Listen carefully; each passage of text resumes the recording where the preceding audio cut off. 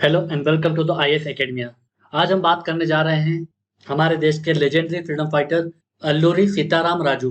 तो आज हम अल्लूरी सीताराम राजू के बारे में बात क्यों कर रहे हैं? क्योंकि हमारे देश के प्रधानमंत्री श्री नरेंद्र मोदी जी ने आंध्र प्रदेश के भीमावरम सिटी में अल्लूरी सीताराम राजू जी का एक स्टेचू अनवील किया है। आप ये स्टेचू देख पा रहे होंगे। पहले हम बात इसी स्टेचू के बारे में कर लेते हैं। जो अल्लूरी सीताराम राजू जी का जो स्टेचू है वो भीमावरम में है। भीमावरम कहाँ है? वेस्ट गोदावरी डिस्ट्रिक्ट में है। ठीक है। इसकी जो लंबाई है वो 30 फीट की है और इकाई से बना हुआ है, ब्रॉन्ज से बना हुआ है। 15 टन इसका वजन है और ये आज ही अनवील किया जा रहा है क्योंकि जो 4 जुलाई है ये इनकी 125वीं बर्थ एनिवर्सरी है। क्योंकि इनका जन्म 4 जुलाई 1897 को हुआ था। तो आज इनकी 125th बर्थ एनिवर्सरी है, इसलिए इनके स्टेचू का अनवील हो रहा है। और ये जो पूरा स्टेचू का अनवील जो आज हुआ है वो आजादी के अमृत महोत्सव का ही एक पार्ट है। आजादी के अमृत महोत्सव हम क्यों सेलिब्रेट कर रहे हैं? क्योंकि हमारे देश की आजादी को 75 ईयर हो जाएंगे। ठीक है। जो 75 ईयर होने के बाद हम इस देश की जो आजादी के कई फ्रीडम फाइटर्स थे जिनको वो ख्याति नहीं मिल पाई या जिनको वो प्रोमिनेंस प्लेस नहीं मिला हमारी बुक्स में या हमारे हिस्टोरिकल डिस्कोर्स में, इसलिए उनके भी कंट्रीब्यूशन को सेलिब्रेट करने के लिए हम ये आजादी के अमृत महोत्सव में जो भी हमारे फॉरगॉटन हीरोज हैं उन सबके कंट्रीब्यूशन को हम याद करेंगे और सेलिब्रेट करेंगे, ताकि हमारी जनरेशन और हमारी फ्यूचर जनरेशन को बताया जा सके कि इस फ्रीडम के लिए कई लोगों ने अपने बलिदान दिए हैं, कई लोगों ने अपनी लाइफ सेक्रीफाइस की है और इस आजादी का बहुत वैल्यू है। हाल ही में फेमस डायरेक्टर एस राजमौली जी ने RRR मूवी बनाई थी। ये जो RRR मूवी था जिसका कलेक्शन 1100 करोड़ वर्ल्ड वाइड था, यह दरअसल अल्लूरी सीताराम राजू के ही कैरेक्टर पे बेस्ड था जो रामचरण जी ने जिसका रोल प्ले किया था। तो ऐसे स्टेचू, ऐसे मूवीज के थ्रू हम अपने जो फ्रीडम फाइटर्स थे उनके योगदान को फिर से लोगों को बताना चाह रहे हैं जो आज लोग भूल चुके हैं। अब हम बात करेंगे अल्लूरी सीताराम राजू के बारे में और रेम्पा रिबेलियन के बारे में जो 1922 में हुई थी। अल्लूरी सीताराम राजू जी को हीरो ऑफ द फॉरेस्ट माना जाता है। हीरो ऑफ द फॉरेस्ट को तेलुगु में मन्यम वीरडू कहते हैं। इनका जन्म 4 जुलाई 1897 को विशाखापट्टनम में हुआ था और 18 साल की एज में इन्होंने घर छोड़ दिया था और सन्यासी बन गए थे।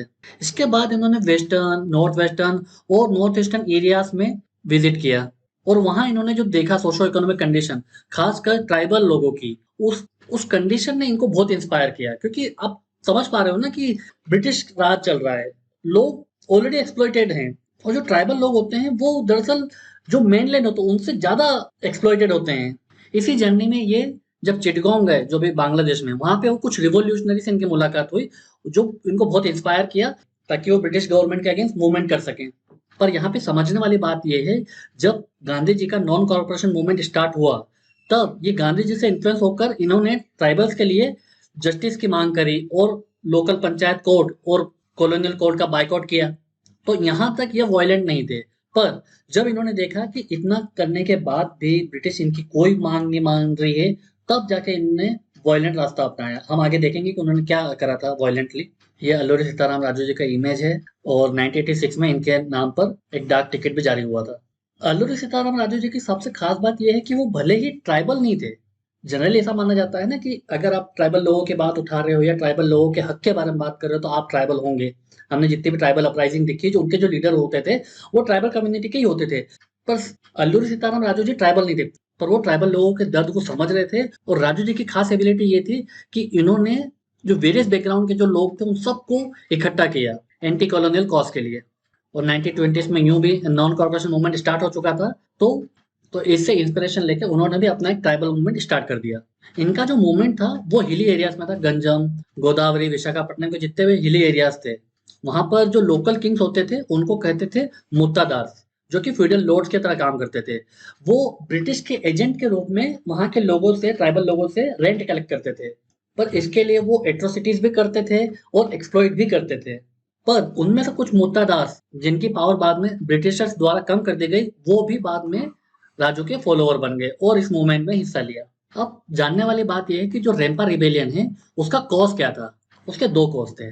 पहला, जो वहां के ट्राइबल लोग थे वो दरअसल पोडू कल्टीवेशन करते थे। पोडू कल्टीवेशन क्या होता है? एक टाइप का शिफ्टिंग कल्टीवेशन। यहाँ पर जितने भी पेड़ पौधे होते हैं आप उनको पहले काट देते हो, फिर उनको जलाते हो और उसकी जो एशेस होती है फिर आप उसको मिट्टी में मिलाकर वहां पे फिर फार्मिंग करते हो। ठीक है। तो ये शिफ्टिंग कल्टीवेशन कहलाती है या जूम कल्टीवेशन भी इसको बोला जाता है। तो वहां के ट्राइबल लोग यही फार्मिंग प्रैक्टिस करते थे। पर ब्रिटिशर्स ने इस पोडू कल्टीवेशन को बैन कर दिया उनको ये फॉरेस्ट लैंड सिक्योर करना था और उसको फिर रिजर्व फॉरेस्ट बता दिया गया। पर ब्रिटिशर्स ने ये कदम जंगल प्रेम में आके नहीं लिया था। दरअसल इस फॉरेस्ट को वो अपने कमर्शियल पर्पस के लिए यूज करना चाहते थे, इसमें उनका इंटरेस्ट था, इसलिए उन्होंने ये पोडो कल्टीवेशन को बैन कर दिया। दूसरा रीजन क्या था? दूसरा रीजन था फॉरेस्ट एक्ट 1882। तो इस एक्ट के पहले क्या होता था, जो फॉरेस्ट के माइनर फॉरेस्ट प्रोड्यूस हुआ करते थे, लीव्स और रूट्स, वो आप ट्राइबल कम्युनिटी के लोग कलेक्ट कर सकते थे, अपने पर्सनल यूज में ले सकते थे। पर इस एक्ट के बाद में ये जो कलेक्शन है माइनर फॉरेस्ट प्रोड्यूस का, वो बैन कर दिया गया। इसके पीछे ब्रिटिशर्स का एक वेस्टेड इंटरेस्ट था। वो क्या था कि यही ट्राइबल पीपल जो कि पहले इन फॉरेस्ट प्रोड्यूस पर डिपेंडेंट थे, वो फिर एक लेबर बन के रह गए कॉलोनियल गवर्नमेंट के, जिनका एक्सप्लॉयटेशन होता था मुक्तादार्स के द्वारा।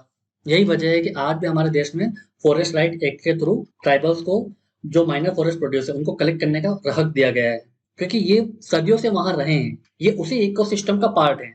तो अगर हमें वहां पर हमारे फॉरेस्ट को कंजर्व करना है और हमें उनके लाइवलीहुड और जो कि उनके ट्राइबल लोग हैं उनके भी कल्चर को और उनको सहेज के रखना है, तो हमें सस्टेनेबल प्रैक्टिस करनी होगी, जहां पे फॉरेस्ट कंजर्व और वहां के जो लोकल पीपल्स है उन दोनों के इंटरेस्ट को सबमर्ज करना होगा।